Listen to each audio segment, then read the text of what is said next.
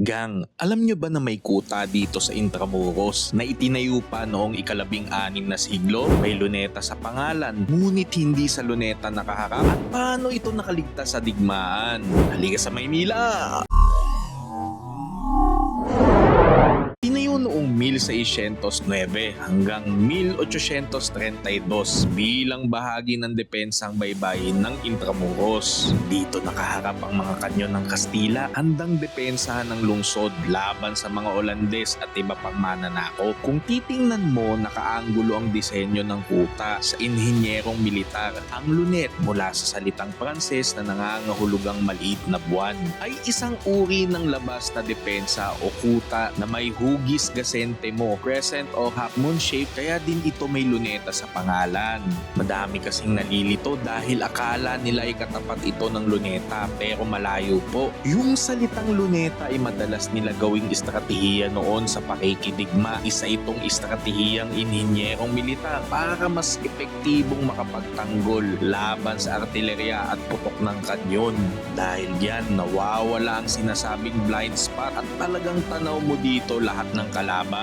Isipin nyo, mula rito tanaw ang dagat. Bawat putok ng kanyon ay dumadagundong sa baybayin ng Maynila. Ngunit gaya ng ibang bahagi ng Intramuros, nasira rin ito sa digmaan, lalo na sa Battle of Manila noong 1945. Ngayon, makikita na lang natin ang mga guho at alaala, isang patunay ng matibay na kasaysayan ng ating lungsod at ng papel ng Intramuros bilang sentro ng kolonyal na Maynila. Sa ibaba din nito ay may mga karinderya na maaari kang kumain. Kadalasan matao kapag araw ng may pasok. Nagutom ako kaya kumain na din ako dito.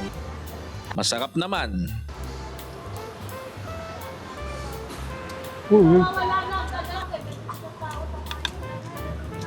Taba. Maraming pagpipilian. At sa lokal dito, para yung mga nagnenegosyo, mag-survive naman sila. Kung pumunta ka dito ng weekend, wala yung mga tindahan na to. Mga 2-3 lang yung bukas. Madalas sila sarado kasi kumikita lang sila kapag may pasok dito. Mga offices, opisina. Top naman. Ay, busog. Balik tayo dun sa Fort Santiago. Kakape tayo bago tayo pumasok sa trabaho. Ay, sarap kain tiyong kawali. Kaya lang di ko inubos yung taba. Baka mayari tayo eh. Nag-order tayong 2 gulay para hindi tayo guilty.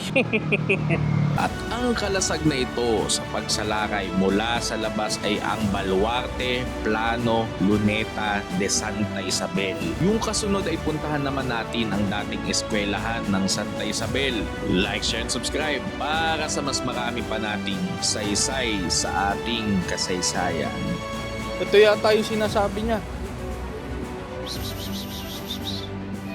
Ito na yata yun. Yung mabait. Mabait to ah. Lalaki ba to? Baka kinapon na. 2 na sila.